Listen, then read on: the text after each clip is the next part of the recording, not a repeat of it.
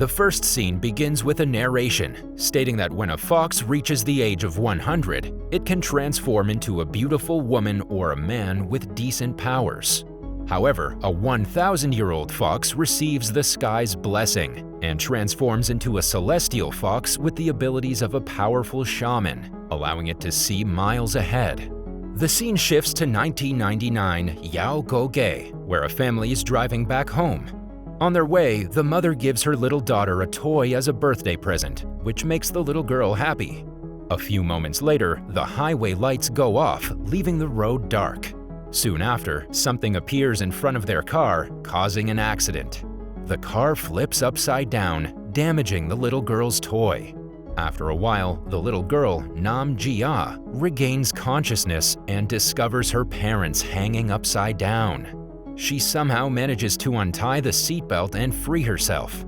Upon doing so, she notices her parents' soul staring at her from outside the car, freaking her out. Just then, Jia awakens in the house to find her parents watching television. She's relieved to discover that it was all just a dream. Following that, she grabs her toy, but surprisingly, it's been damaged in the same way she saw in her dream. She also discovers a blood stain on her dress, making her perplexed. She then asks her mother for some walnut cookies, prompting the latter to start looking for them. Soon, Jia follows her mother to the kitchen, where she picks up some scissors. Her mother informs her that the cookies might have been finished, to which Jia responds that there shouldn't be any cookies at home, because she's allergic to them. The woman claims she forgot, but Jia replies that her mother would never forget because she's a doctor. With this, she stabs the lady with the scissors and inquires about her mother. However, the woman also fights back and a brawl ensues between the two. Luckily, before any damage is done, Jia dashes into her room and locks the door from inside. Shortly after, the two evils, who pose as her parents, knock on the door, scaring the life out of her. A few moments later, she notices a man named Li Yan standing in front of her with a red umbrella. Li Yan uses his magic and tells her to forget everything she witnessed earlier. Following this, she finds herself back at the accident site, where the police are investigating the car. Jia is heartbroken because her parents have vanished. 21 years later, Li Yan wakes up in his mansion, gets ready, and walks out with his red umbrella. He heads towards a wedding venue, where the people outside wonder why it's raining despite the clear sky. Li Yan responds that the fox is getting married. He then enters the wedding venue and meets the bride. Seeing him, the bride wonders how he found her, to which he responds that she can't just run away with a bloodthirsty past. Hearing this, the bride tries to persuade him to not kill her because she no longer causes harm to others. The bride is revealed to be a fox who now wants to live as a normal human, whereas Li Yan is also a nine-tailed fox who punishes bad foxes. Despite this, Li Yan claims that she must die, prompting her to pull out her claws to attack him. But when Li Yan easily blocks her, the helpless bride begs for one last meeting with her fiancé, to which he agrees. In the following scene, we see a grown-up Jia, who's writing a script about supernatural entities.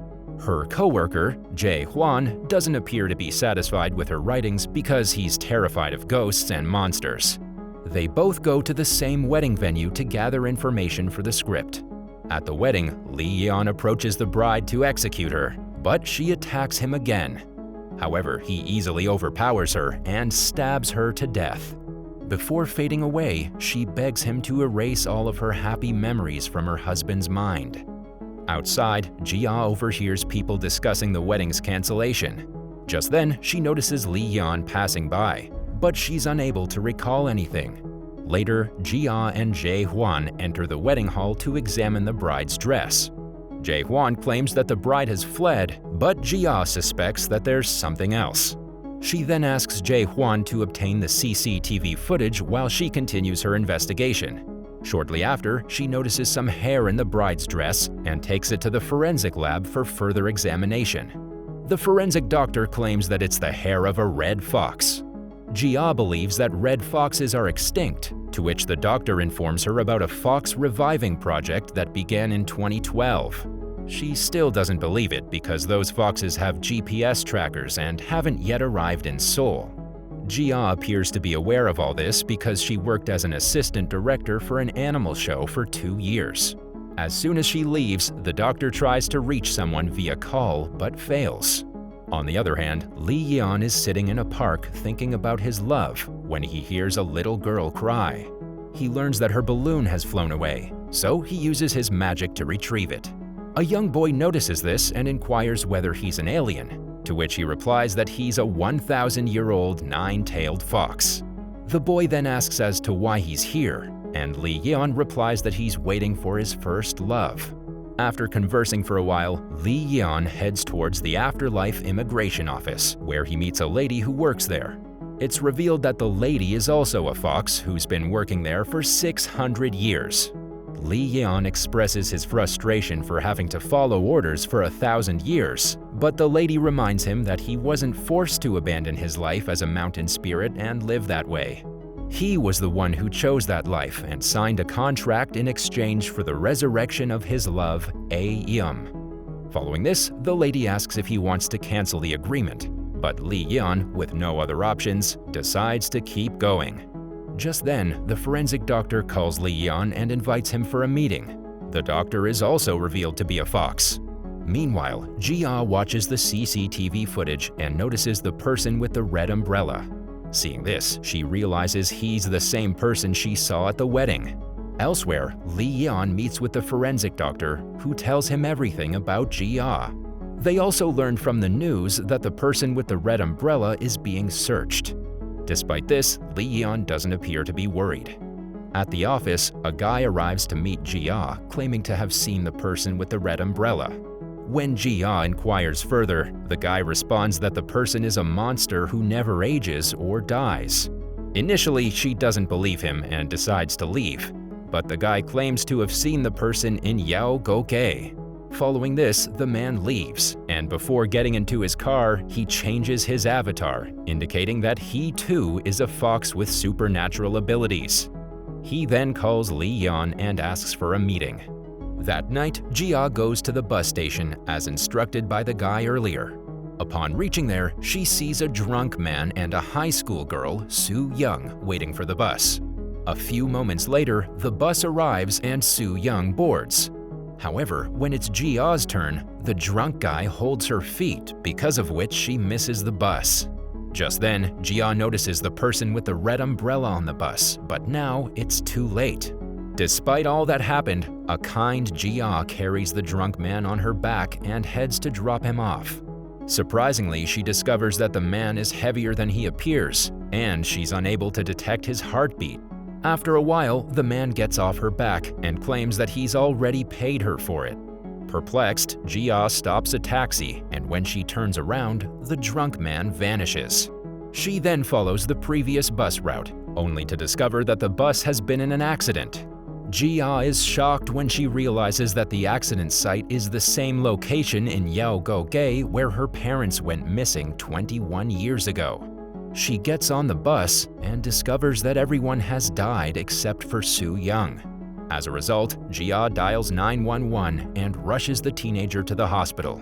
She also informs the detective that one of the bus passengers has gone missing. The next day, Jia pays a visit to Su Young in the hospital and inquires about the incident. She also shows Li Yan's picture, which frightens her. Su Young claims that he'll come to kill her soon. Hearing this, Jia calls the detective for backup, and just then, she notices Li Yan in the hospital. She then approaches him and the two of them start conversing. Jia asks him if he's there to kill the victim, but he doesn't reveal anything. During the conversation, Jia tries to get his fingerprint, but he doesn't touch anything. Before departing, she throws her leather bag at him, saying that it contains her business card. However, Li Yan tosses the bag back, claiming that he won't meet her again. With this, she successfully manages to obtain his fingerprints. Later at night, Su Young screams aloud, and Jia rushes towards her. The teenager mentions that she must leave the hospital or risk being killed. Following this, Jia takes her to her place and lets her stay for the night. Meanwhile, Li Yan arrives at the hospital, but he's unable to find Su Young. The nurse gives him a message that Jia had left for him. Upon reading it, he storms out of the hospital.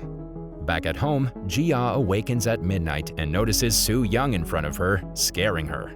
Soo Young informs her that she now recalls every detail of the previous incident. She then begins to explain that the bus went through a tunnel and that the person with the red umbrella attempted to kill her. But in reality, Soo Young is revealed to be a fox who murdered all the passengers on the bus.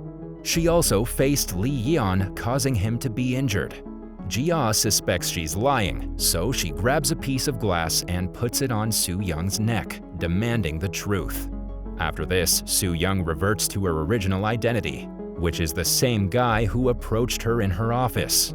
Surprised, Jia inquires about the real Soo Young, to which the guy responds that he ate her. At the same time, Lee Yeon arrives and the two foxes begin fighting. During the fight, Jia learns that the two are brothers.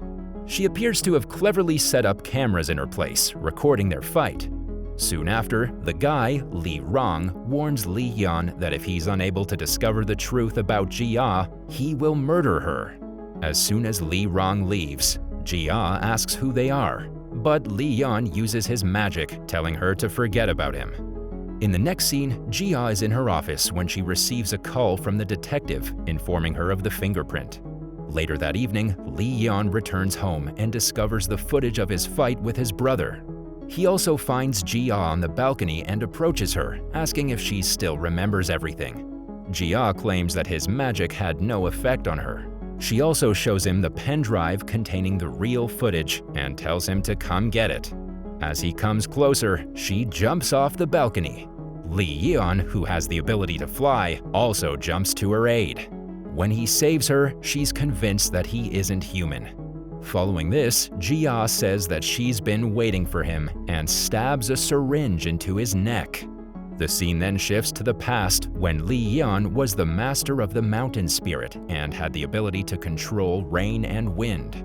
One day while he's sleeping, a little girl named A-Yeom gently touches him. She introduces herself, and from that day onwards, she begins to pay him frequent visits. As time passes, they spend more time together. Eventually, A-Yeom grows up and they fall in love with each other. A-Yeom always carried a red umbrella with her, which is why Lee Yeon is carrying the same in the present. Unfortunately, their love story ends in tragedy as A-Yeom dies. The death god is sailing A-Yeom's soul through Samdo River, but at the same time, Lee Yeon uses his power to freeze the water. Despite this, he's unable to stop her. He then tells her to be reincarnated and promises to find her again. In the following years, Lee Yeon meets a number of girls who resemble A-Yeom, but none of them are the real one. Back at the present, Lee Yeon regains consciousness and finds himself in Jia's place. As soon as he wakes up, he asks for her death wish. Before that, Jia requests that he listen to her.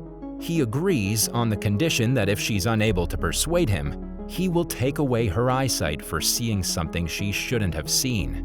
Jia then brings up the incident from 21 years ago and inquires about her parents. However, Lee Yeon is uninterested in her past. Enraged, Jia starts blackmailing him with the pen drive, but Lee Yeon simply blinds one of her eyes with his magic. Following that, he says that before threatening others, one should be in a position of power. When he's about to blind her next eye, she says she's simply taking chances and not threatening him. She then drops the pen drive into a cup of water, claiming that when a fox owes someone a favor, they must repay it.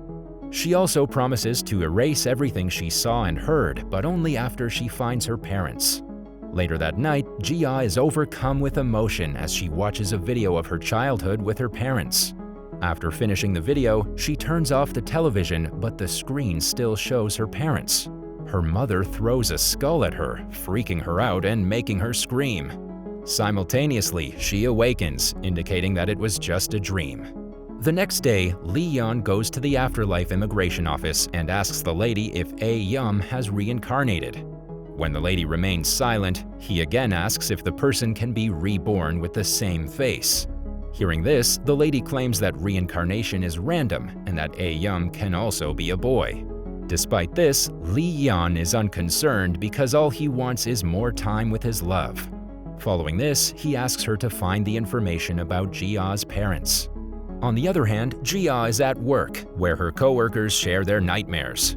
Just then, one of the coworkers receives a call informing her of her mother's death, just as she had dreamt of.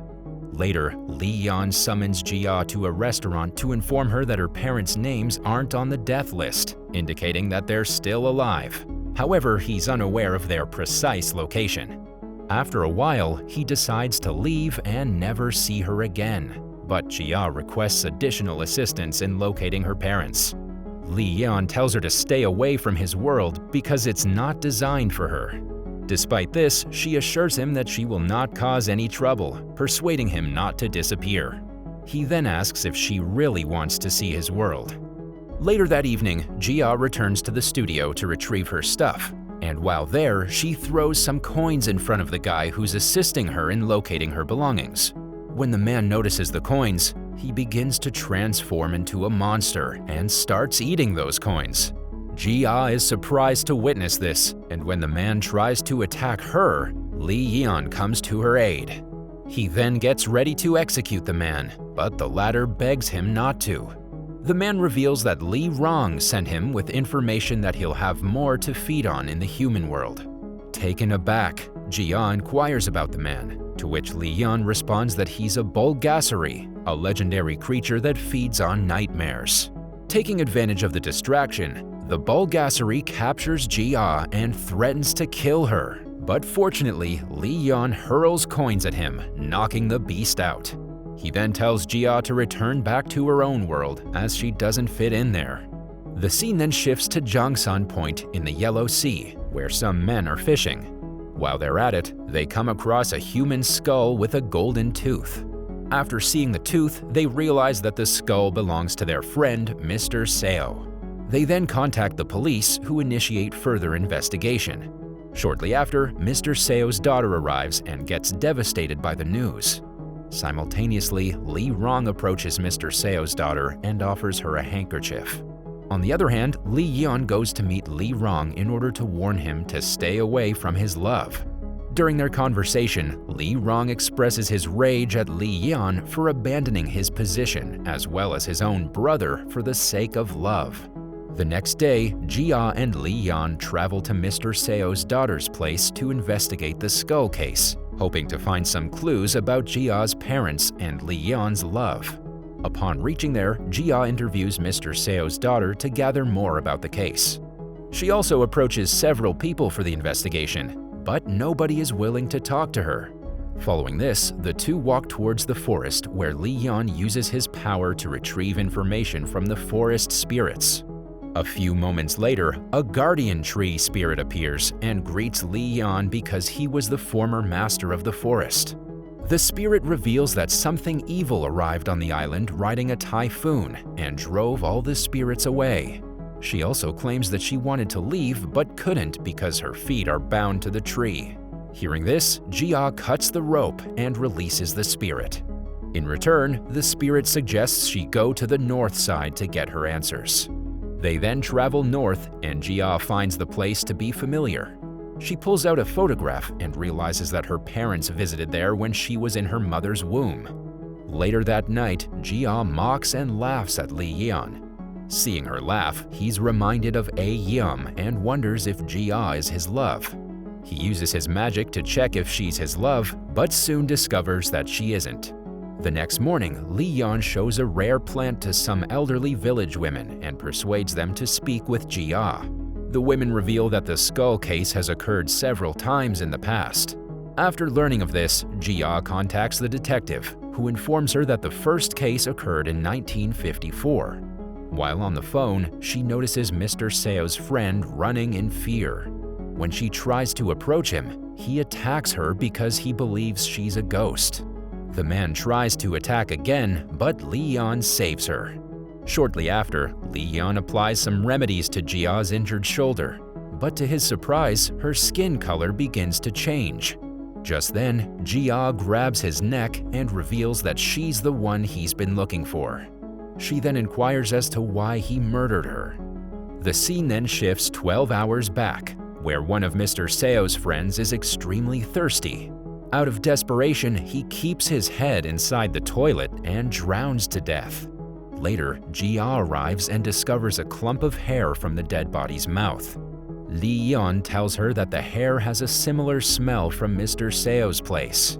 Just then, a seacoast shop owner arrives there and reveals that Mr. Seo and 3 of his friends were stranded in the middle of the sea for 28 days, with only 3 of them returning.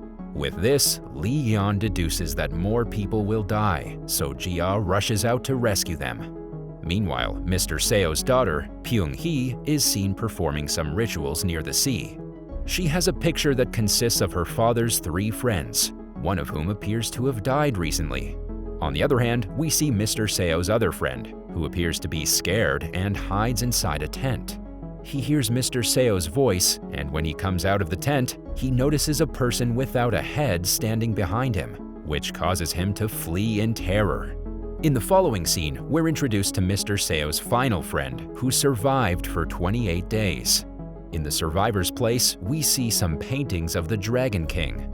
Mr. Seo's next friend is seen eating in an extremely hungry manner. A few moments later, Li Yan and Jia arrive at his house for further investigation. Initially, the man asks them to leave, but Li Yan twists his arm and threatens to reveal what happened in the boat for 28 days.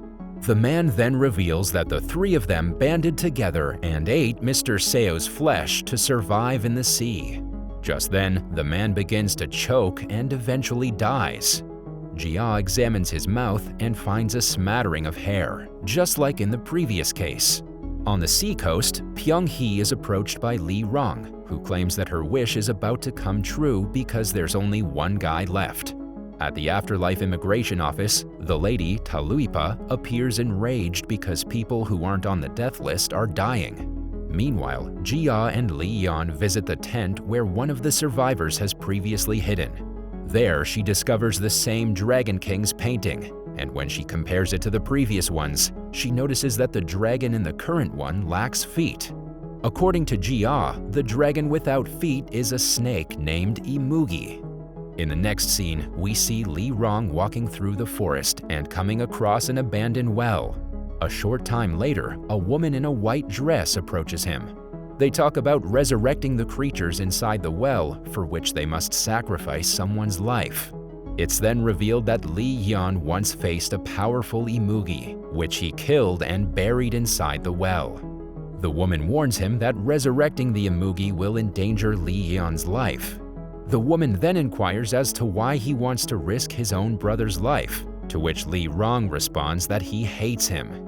On the other hand, Li Yan asks Jia to return home because she's sensed something bad. However, she refuses to leave without finding out about her parents. Following this, Jia goes to Pyung-hee's house, where she finds her reading a book. When she notices the book, she realizes she isn't Pyung-hee. When questioned, she transforms back into her original avatar, who's none other than Li Rong. This makes Jia realize that he is the one who murdered all the survivors. Li Rong then compliments Jia on her intelligence and decides to reward her. He takes her parents' picture and offers to assist her in locating them. Despite this, Jia declines his offer because she believes foxes don't accumulate debt. Before leaving, he warns her not to put too much faith in Li Yan because once he gets what he wants, she will beg for mercy. In the meantime, Li Yan visits the seaside shop owner's place and discovers the same Dragon King's painting. He demands that the painting be explained, and the shopkeeper responds that the Dragon King calms the storm. Furthermore, he claims that one of the village ladies bought them from the mainland for each and every house. Before departing, the shop owner informs him that Li Rong came to inquire about the location of Pyung-hee. Hearing this, Li Yan runs up to Jia, who informs him that Li Rong has just left. She advises him to leave because his brother's planning something big against him, but Li Yan is waiting for the same. During the conversation, he shares everything about his love. Elsewhere, the woman in the white dress begins the ritual. Meanwhile, Jia's coworker informs her about the similar skull cases that occurred in the past. Jia then notes all the past dates when the incidents occurred. Upon investigating those dates, she discovers that the incidents happened according to the lunar calendar on the same date, July 15th. Coincidentally, the present date is also the 15th of July. While she's on the phone, she notices the last survivor fleeing in terror, continuing the previous scene. The survivor attacks Jia, but Li Yan protects her from further harm. While Li Yan applies remedies to her shoulder, she grabs his neck, revealing that she is the one who he's been waiting for. She also asks why he killed her. The scene then shifts to the past, where Li Yan attempted to murder A Yum. A few moments later, Jia comes back to normalcy and has no memory of what has just happened. Soon after, Li Rong appears and begins attacking Jia, but Li Yan saves her. He then tells her to flee while he fights his brother. After running for a while, Jia notices a house and decides to go there. It turns out that the woman in the white dress owns the house. Jia approaches the woman and shows her a picture of her parents, inquiring about them. Strangely, the woman invites her to her home and offers a cup of water. However, Jia does not drink it because she doesn't consume anything from strangers. During the conversation, the woman lies about her parents, but Jia is able to sense it. As a result, she decides to walk away, but soon collapses due to the poisonous incense that have been lit inside the house. Elsewhere, Li Rong reveals that he only kept Li Yan engaged in the fight so that Jia could be kidnapped. He also mentions that Jia will be sacrificed soon for successfully completing the ritual. Hearing this, Li Yan rushes in search of her. Meanwhile, the woman ties a rope around Jia and prepares for the ritual. Eventually, it gets dark, and Li Yan, being a former master, orders nature to assist him in leading to Jia. A few moments later, a swarm of fireflies appears and lead him to Jia. The woman drags Jia to the abandoned well and attempts to sacrifice her life. But just then, Li Yan arrives at the scene. However, he's unable to cross the woman's borderline. This enrages him, and as a result, his 9 tails emerge, causing rain and erasing the borderline. In his rage, he unleashes a thunderstorm on the woman, causing her to vanish. After this, he saves Jia from the well and wraps her wound with a scarf. Jia is unable to walk due to her injury, so Li Yan carries her back. Back in the forest, Jia's blood appears to have entered the well. The same night, Jia is having a drink to calm herself down, and Li Yan soon joins her. During this time, she questions him on why he keeps saving her. She also inquires if she has anything he's been looking for. Hearing this, Li Yan is reminded of A Yum, but he does not reveal anything. Following this, she thanks him for saving her multiple times and promises to repay the favor. At midnight, the villagers gather, go to the abandoned well, and look in it. Just then, we hear a baby crying and see Li Rong handing the baby over to an unknown person. The next day, Li Yan is about to leave the village when he learns that Pyong Hee has sacrificed her leg to Li Rong in order to curse her father's killers.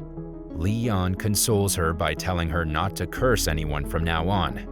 Shortly after, Jia arrives and informs them that the entire village is empty.